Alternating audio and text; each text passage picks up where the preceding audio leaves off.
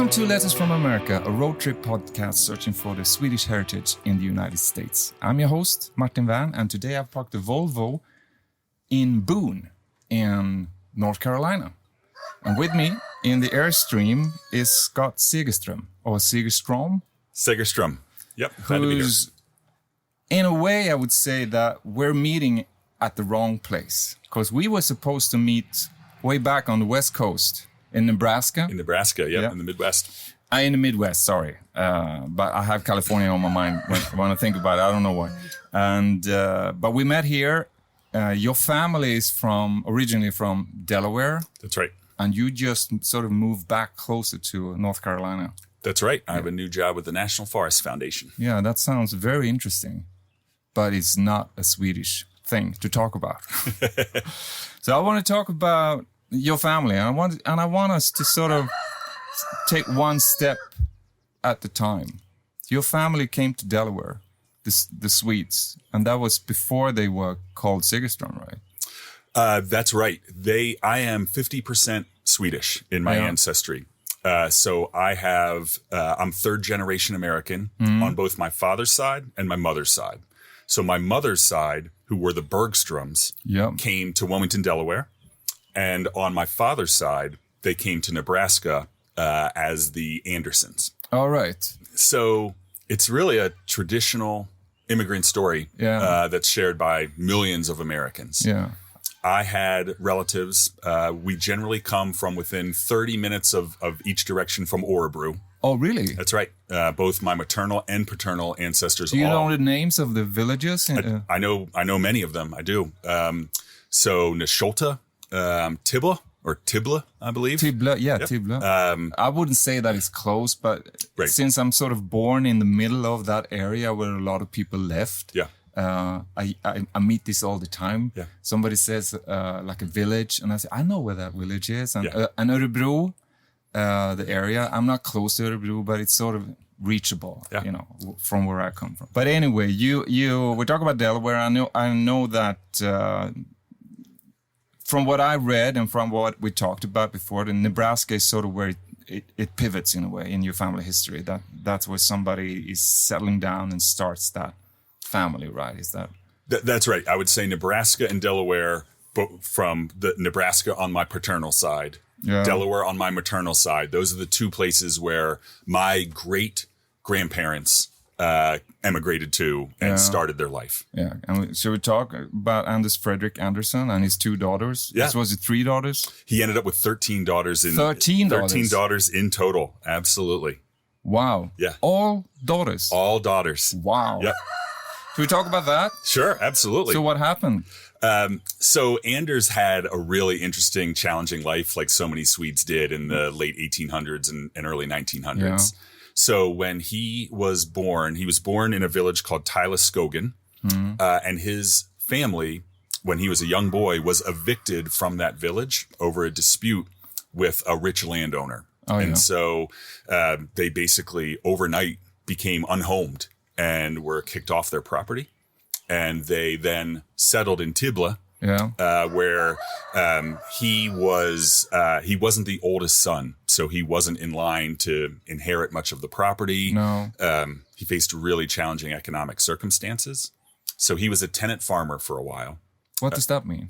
He rented his farm. Okay. Yep. A tenant. Yeah, okay, I get it. Exactly right. So he was a tenant farmer for a very demanding, rich landowner. Yeah. I think Frederick Andersson had to commit 104 days a year to working on the rich landowner's property before he could work on his own. Oh, wow. And so conditions on the farm. That's 1/3. Absolutely. Yep. They really struggled to feed their family. And in fact, part of our family mythology is that Anders and his small family at the time had to live in a cave because there wasn't a structure for them to live on this farm that they were renting. And so they were broke, starving, without really a bright future ahead of them. Yeah. And so his daughters, one by one, started emigrating to America and came. Did he have his full family in Sweden with 13 daughters already before they moved? He did. Oh, yeah. And even though living in a cave is a bit extreme, but it sort of pinpoints the the problem that many people experienced at that time, and also what we talked about in previous episodes, when you're leaving to something that is unknown, it tells you a lot of what you're leaving behind, because you're willing to make that leap over into something that you don't know anything about. Absolutely. I mean, I when I put myself in his shoes, that life was unbelievably challenging. Yeah, I mean, you're been evicted from your home as a child and watched your father struggle. Yeah. You're on a tenant farm in nearly the same situation, not able to feed your family. Now you're living, in a cave structure, just trying to get by. So one of the remarkable parts to me of his story is his teenage daughters alone, in groups of 1 or 2, begin emigrating to America, to Nebraska. And I just think what it must have been like in 1885 as a 16, 17, 18-year-old Swedish woman alone to make the trip to Gothenburg and have American relatives bought the ticket and slowly sent them to Nebraska, where they had to carve out a whole new life, not knowing English. And it's really remarkable. Do you think that was, or do you know that was that sort of part of a bigger plan to do that, or was it just a necessity that once you have to move now, or did they have a plan to sort of bring the family one by one over? I think I suspect it was out of necessity. I think it was you can't stay here anymore. It was an act of desperation, right? I mean, they basically were out of options and facing horrible circumstances and consequences. Yeah. So one by one, they came to Omaha, Nebraska. And all of them made it. All the daughters made it. All of them made it. And so early on, a couple of the early daughters found American farmers and got married. Yeah. And so one American farmer in particular, C.P. Johnson, then paid for Frederick Andersson and the rest of the family to emigrate and join them in Omaha. All right. So I believe by around 1885, the entire family had relocated from Tybble to outside of Omaha in a town called Mead, Nebraska. Yeah. And they became farmers, and the daughters were sort of in the same area. They were, yep. The daughters all got a series of different jobs. Some worked as what they call laundress, so they were washing clothes and laundry for money. Yeah. Some taught school, and so they started building their life from the ground up, and taking advantage of the rich farming soil and environment of Nebraska. Nebraska is much more welcoming to farming than kind of the stone-filled fields of Sweden where they came from. Yeah. So in some ways, they really did find their salvation in terms of this rich and ready farmland that allowed them to finally get settled and finally achieve some stability and some economic independence. Did he have his wife with him at this time? Was she alive at this time? She was. Yeah. And that was his second wife. He was a widower and married again and had another 10 daughters to make the 13 in total. So he had three daughters with wife number one, and then another 10. Yeah. And then, but tragedy struck. Anders he had been in America, about 4 years or so. But he came as far as getting his own place. So did he work for this son-in-law? No. He had his own place, but he was working off the debt on C.P. Johnson's farm. Yeah, but that's reasonable. Yep, exactly right. That was just the arrangement that they had. And so he was out with a horse-drawn team of a cornstalk cutter, and the horses got spooked, and they bolted, and Anders fell from the horses. And the team turned around and unintentionally ran him over with the cornstalk cutter, and he died. The cornstalk is the one that cuts the corn. Is that what you mean? Yep. And so the horses... You don't want to fall under that. No, sadly, he lost his life. Yeah. And so it's a really sad ending to the story that he resurrected the future of his family. He had made the trek to America. He was becoming economically independent. And so as his ancestor, I'm gratified that he created a better future. I hope that he felt fulfilled in those 4 years he had in America as he watched their future brighten.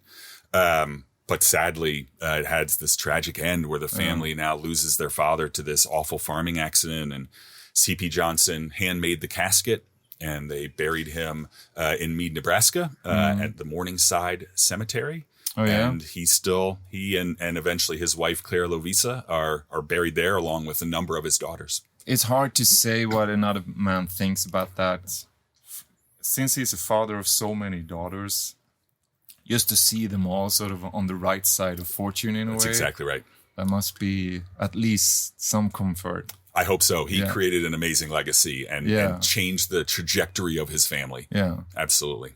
Have you got any information what happened to his daughters? And I know you're part of one of them, but that's right. Yeah, is there a family now of the Andersson Segerstrom that you're sort of connected to in Nebraska? I'm not as connected to them as the generations start to age out and pass away. Yeah. But my parents were very close with the Nebraska a part of the family as well, and they used to have large family reunions. And, so yes, there's a whole cohort of us cousins that remain related through the entrepreneurial spirit of Anders, for sure. So how many daughters do you have? I do not have any children. Nope, my wife and I. You got work to do. That's it. We're behind. So he was your grandfather? No, great grandfather. Yeah. And that family sort of stayed in Nebraska. Oh, and pardon me, he was my great-great-grandfather. Great-great-grandfather. That's right. That's 1, 2, and then you got your grandfather, and then you got your parents. That's and it. Then you got you. Yep. And so through Anders' daughter became my great-grandmother. Yes. Yep. What happened to her, and what was her, what path did her life take? Yep. So she was born and raised in Nebraska. Yep. And in a very religious family. So a common thread throughout all my Swedish ancestors is just a deep religious faith. And so she was that part of the move, you think, as well? It may have been. It's not part of the history that we know. No, the poverty and the necessity of finding another. I get that. Okay, so we're at, just to straighten it out, you got one of the daughters, and then her daughter is your grandmother. So that's where we at. We have Anders is the great-great-grandfather. Yep, he's over there. He has Hilda, my great-grandmother. Yep. They have a son, my grandfather. All right. Yep. Okay, but Hilda, we were at Hilda. We're at Hilda, who's my great-grandmother. Yeah. Yep, and so she was... It's hard to keep track on all of these. Oh, family history is dense. Yeah. It's a whole maze. And everything just spreads out. Okay, but Hilda. Yep. Yeah. So Hilda was Frederick Andersson's daughter. Yep. She was born in Sweden, emigrated, and then then was raised and had most of her childhood in Nebraska. Yeah. She fell in love and got engaged to basically a non-Christian. And so the family came to her and said, we're really not comfortable, and we think you're making a mistake. Like this isn't in line with your committed faith. And so Hilda broke off the engagement. And it was, I think, a decade later that she met my great-grandfather, Carl August Segerstrom I. And they met in Nebraska. And so his profession was traveling Baptist preacher. So he would be a temporary or interim pastor at Baptist churches around the Midwest and the East Coast as needed. Before the church sort of got established with their own. Right. Or if they were transitioning from one pastor to the next, he would fill that gap. Oh, yeah. And so they met in Nebraska and began to move around the Midwest as he took over churches temporarily in Kansas and Nebraska, Iowa, all through the Midwest. Eventually, they settled in New York City. And so he found a more permanent job later in life in New York City. And that's where they lived, and that's where they are buried today. Okay. Yeah. But you said that you're from Delaware from the beginning. I am, from my maternal side. So that's on my mom. So totally separate family line of the tree. They immigrated to Delaware. But you're born in Delaware. I am, yes, sir. Yeah. Okay. Yep. So at this moment, right, Hilda was born in Nebraska, met Carl August Segerstrom I. They eventually make it to New York. Yeah. And stay there. And their son, my grandfather, Carl August Segerstrom II, he eventually settles in Boston. Yep. and gets married to my grandmother, who has Latvian history. Oh, yeah. So just across the Baltic. Yeah. And then they have my father, Carl August Segerstrom III. And what's with the name? Yeah, and he comes down to Wilmington, Delaware as a young man for a job. And that is where my history begins in Delaware. Yeah, and that's where your mother comes in with her Delaware roots. Right. Yes, sir. That's exactly right. Do you know how they came here? I know less about their history, but I know a little bit. Have they been here for equal long time as your father's side? They came a little later than my father's side. Yeah. So my father's side, they came. Frederick Andersson and the daughters came in the 1880s. In their shifts of one or two children, but by 1888, they were all here in America. Yeah. When we look at my mother's side, they immigrated around 1908, 1910, so a little bit into the 20th century. It's just amazing to see how they sort of move, because as you know, I'm driving, and I know that you're a keen driver across the states as well. So it's not an easy task. It takes a while to drive. Mm. And they came to New York, Delaware, over to Nebraska, then back to New York, and then up to Boston. And it's sort of all over on a horse, or walking maybe. Or maybe even in the latter parts, maybe on a train. Yeah. Like New York, Boston, I can imagine is a train. Absolutely. But still, I mean, it's just amazing. Yeah, especially when you think the lack of technology and information they had. Yeah. I mean, if we think of Hilda's story, she's born in Sweden. Yeah. She has to get herself from Årbro. She's very young at this stage. Yep, she's young. So she has to get herself from Årbro to Gothenburg. Yeah. Right? She has to get the right ticket. She takes a ship to Liverpool. Yes. Then she has to hop on a different ship, get to Ellis Island in New York. Yeah. Then get on the right train through Chicago to Omaha, Nebraska, all while being a teenager, not speaking English, with some general guidance, probably from a letter from Nebraska that took months to reach her. Yeah. And just passing Ellis Island with all the bureaucrocy and, standing in line, getting checked, and they got medical exams and everything. That's right. Without even knowing. Yeah. That just amazes. Every time I hear these stories, it just amazes me still. The resilience, the courage, the intelligence. I mean, it's a street smart thing. Also. It's a remarkable generation of Swedes that did that. Yeah. I mean, it's you can tell how they were able to shape America when they got here because of the strength and the ingenuity it took just to get here. Yeah. They were bound to change the world once they got here. Yeah. Swedes. Absolutely. Leading into your mother's side in Delaware. That's right. Have you got something we can share about her story? Sure. So what's interesting, what's unique about their story is that my great-grandparents, John Bergstrom and Teresa Eriksson, that came over, they considered themselves Americans when they reached here and really didn't talk about their experience in Sweden very much. Oh, yeah. They were very forward-looking. The Nebraska side of the family told stories about the homeland, really shared what their journey was. Yeah. But on my mother's side, when they immigrated from Sweden to America, they were forward-looking. It was about the future. It was about moving forward. But we do know a little bit of their story. I've actually heard this before, and this the chief of the museum in Pennsylvania, the Swedish Historical Museum. It's an amazing place. Yeah.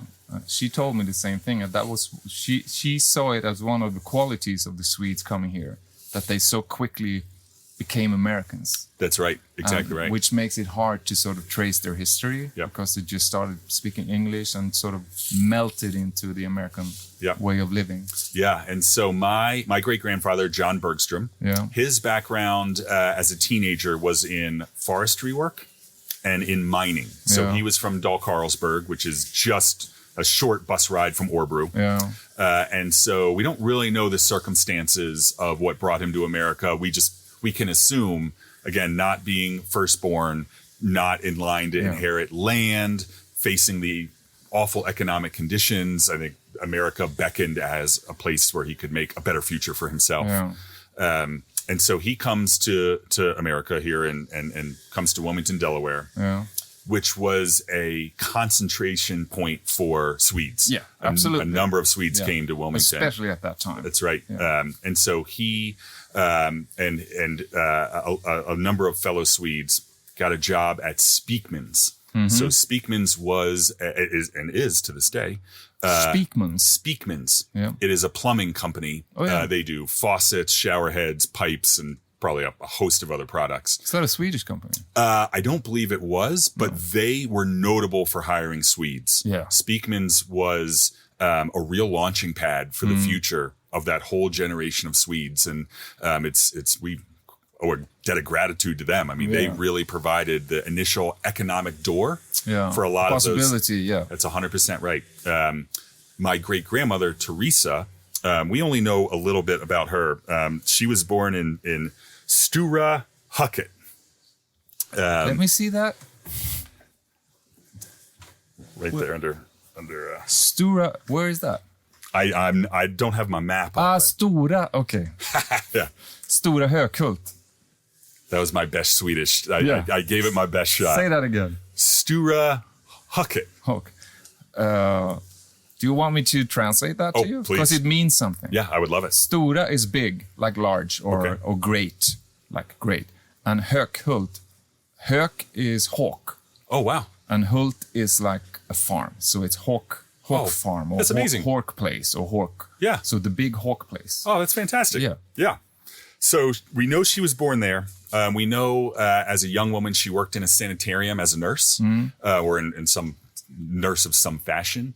But similarly, she made her way to America, very early in life in her late teens, early 20s. So Teresa and John both have made their way to Wilmington, Delaware. Yeah. They meet, they fall in love, they get married, and join this huge Swedish community in Wilmington. Yeah. There is a church in Wilmington, Grace Baptist Church, and they had Swedish language services for years. I mean, all the way through the 40s and 50s and probably even into the 60s.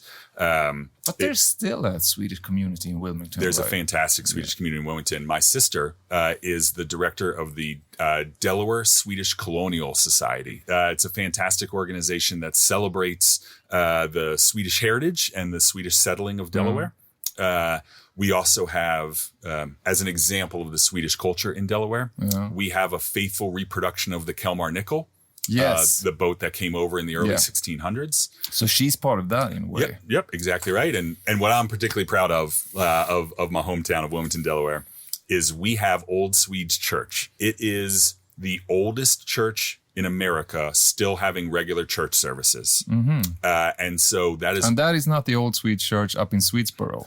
That's correct. It's different. This is different. This is different. Yep. Because that Swedesboro Church is in New Jersey. Yep. Yeah. This is the oldest church in America that still has services. And so that's where we do our Lucia festival every year. And my nieces have all been Lucia, and it is really magical to be in this 400-year-old church doing the Lucia procession, and just to feel the history of this hand-built Swedish church that still works today. It is an amazing piece of history and I think a centerpiece of the Delaware history. Old Swedes Church, along with the Kalmar Nickel reproduction, is a fantastic journey back in time to where I came from and my family came from. Absolutely. I see the pride in your eyes. I love it. Absolutely. I mean, Delaware was a really welcoming place to the incoming Swedish generation. Yeah. So my grandfather and my great-grandfather, my great-grandmother, and their children all found a welcoming community. Yeah. The Swedes stuck together. They supported each other. They worked at the same companies together, and they built really the American dream. That sort of classic notion is their story. Yeah. They came to Wilmington. They lived in townhomes downtown, supporting each other all in a row. Eventually, were able to buy a house, buy a car, and by the latest, which is natural today, but at that time, I mean, it was remarkable. Great steps to take. Yeah, and also I think that's very human in a way to just connect, because you come from the same country, you have similar cultures, and you are also like-minded because you made it there. Yeah. So that's where you get the connection. You can see it in different cultures coming from different parts of Europe, they also connect in their sort of groups and help each other to sort of succeed. They would be unbelievably proud today to see the size and scope of the family that they brought to America. I mean, it feels like Segerstrom is all over. It is what they hoped for, that to become just economically stable Americans, and they achieved it with wild success. Yeah. We were talking about your mother's side, but now you come into like the legacy and to sort of spread your family across the states, because there's a Segerstrom in California as well. There are, absolutely. So we share a great-great-great-grandfather, Gustav Adolf Segerstrom. Yeah. So that is our common ancestor. And so the family tree just expanded now. Just exactly right. Exploded into. Yeah. So it is in the Minnesota-Chicago corridor where the family sort of geographically divides. Yeah. My people start coming east. People. And the other side of the family tree eventually heads to California, where they become lima bean farmers. Oh, yeah. And they become still farmers. Still are, but they are wildly successful. So they built this sort of modest lima bean farm into a sprawling enterprise in which, if you go to Orange County, California today, there's the Segerstrom Center for the Performing Arts. There's Segerstrom High School. There's Segerstrom Boulevard. They own enormous tracts of land. Talk about making a Swedish footprint. They have become, their story is incredible and really is absolutely remarkable. As they rose to prominence, and became successful business people and successful philanthropists, my second cousin, Charles Henry Segerstrom, donated the golden rivet that they used as the final piece of the Golden Gate Bridge in San Francisco. Whoa, wait. What? He did what? So at the dedication ceremony to complete the Golden Gate Bridge in San Francisco, my second cousin, Charles Henry Segerstrom, he donated the gold that was made into a golden rivet. Let's just stop there. You mean that the rivet of the last rivet of the Golden Gate Bridge is gold? Well, that's where the story gets a little humorous, because it was gold, and gold is a soft metal, right? By nature, it's a soft metal. So it's a symbolic rivet. Exactly right. So they take this golden rivet and they put it in this very powerful impact gun that is normally used to drive iron and steel. And it basically just destroys the golden rivet, and gold dust flies everywhere. And, oh, really? Yeah, and so they have to replace the rivet with a real steel rivet. But it demonstrates the prominence that Charles Henry Segerstrom was at the ceremony. There are pictures of him in the visitor center at the Golden Gate Bridge Visitor Center. You can see the rivet, pictures of the rivet. You can see pictures of Charles Henry. And what it really does is illustrate that the Segerstrom family, by the mid to early 20th century, had become one of the most prominent families in the state, and were really building this amazing enterprise. That's just amazing. I mentioned footprints just a couple of minutes ago, but to have that in such it's one of the I would dare to say one of the most iconic buildings or structures in America. Absolutely, probably in the world. Yeah, the Golden Gate Bridge. That's it. Yep. Yeah. And we got a Swede in there. That's right. With a golden rivet. Yeah, there's a Segerstrom right there. And wow, that makes me really, really happy. Oh, and one of our sort of proudest family heirlooms that my father has is a very ornate program from that dedication ceremony. So we have one of the original programs that attendees were given for the ceremony of dedicating the bridge and driving the rivet. This is like astonishing news for this tour. Yeah. Yeah, it's fantastic. That's fantastic. Yeah, the California Segerstroms are an astonishing American story of success and charitable giving. But the Golden Gate Bridge, without disrespecting any of the other marks or anything, your story and your family's story is so fascinating. I love every detail of it.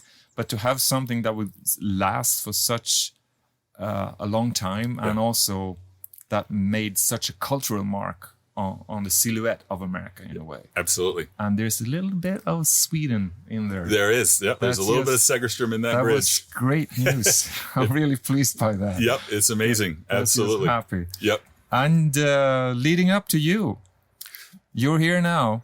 I am. How's your life going? How Swedish are you? Have you ever been to Sweden? Have you? I have. You have. So it was an important goal of mine for my mother and father to get back and see Sweden. My father had been back once before for a wedding, but my mother had never seen the homeland. And so about a decade ago, we went and made a trip back, and we have a number of Swedish cousins, second cousins, third cousins that still live in the Årbro and Stockholm area. That you have connected. So we've reconnected with them, and they are some of the most treasured relationships I have in my life. It's fantastic. Wow. So we were able to visit cousins, see family homesteads. Did you see the cave? I haven't seen the cave, but I want to go back and look harder for it, because I've been through Tybble, but it was a rainy night. We didn't have time to really explore. But it's there somewhere.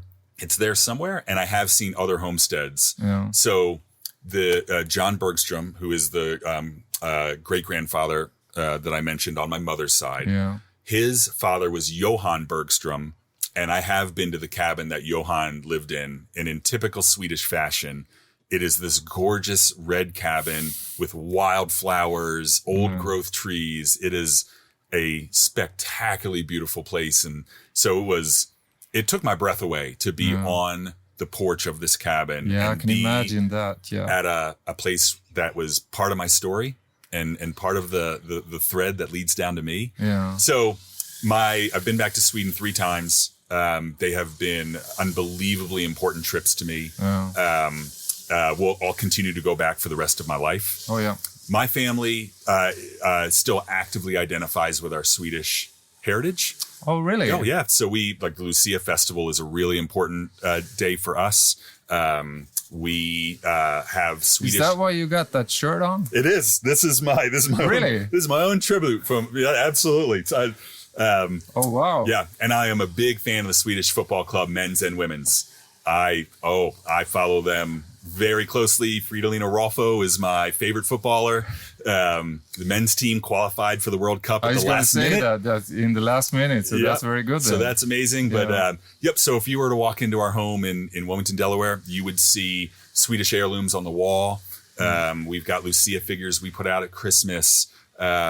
We've got heirlooms that we've inherited that we use as decoration. We take a lot of pride, and when we're home, because there is a Swedish windsock that we put out when we're home, and when that thing is blowing in the wind. And in fact, Martin, actually, when I took my second trip back to Sweden, on my father's side, my great-grandfather comes from Nesholta, from a farm called Crookston.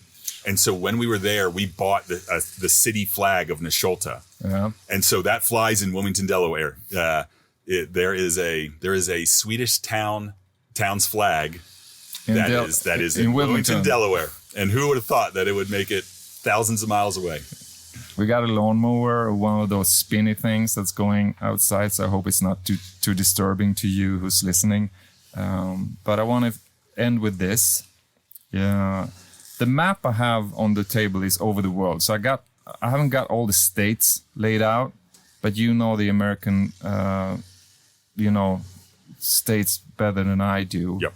So I would say that we're in North Carolina, somewhere around here. Right about there. And your family is from Nebraska, which is somewhere around here? Right around here. Here. Yep. Ish. Yeah. Right around there is going to be Omaha. Omaha, yeah. Yep. And you got family in Delaware. Yeah, that's easy to find. New York, Delmarva Peninsula, Boston. Right there. Yep. And you've been to Sweden. I have been. Yep. And I know that you told me you're also about to move, but that's only a few miles. Yep, we're gonna move a couple hours north to Roanoke, Virginia, where my wife and I are gonna settle into this new job and start the next chapter. So this question might be a little bit challenging for you. Sure. Where is home? Oh, that is a challenging question. I would say home for me is 50-50 between Wilmington, Delaware, and Roanoke, Virginia, where we're moving to. But if you had to choose, just for the sake of this, I would say Wilmington, Delaware, where I'm born and raised, and where my Swedish roots still are. Let's see. We got Washington, so it's right there somewhere. It's right there, right at the top of that peninsula. So I'm going to make a point there and a line and your signature in the Atlantic Ocean. Absolutely. So if you were to write a letter now from the new home that you soon is about to move into to your home in Delaware, in Wilmington, what would that letter be? It would be a lot of gratitude to my parents and my siblings for helping make me who I am. Was very lucky to grow up in a Swedish American loving home with tons of support. I would say forcefully, don't lose your Swedish identity in Wilmington. Keep that spirit of our history and ancestral roots alive, and tell those stories and keep that history front and center. And I would say that the best is yet to come. Yeah, that's a good letter. Yeah. Why do you think that's so important to keep that story?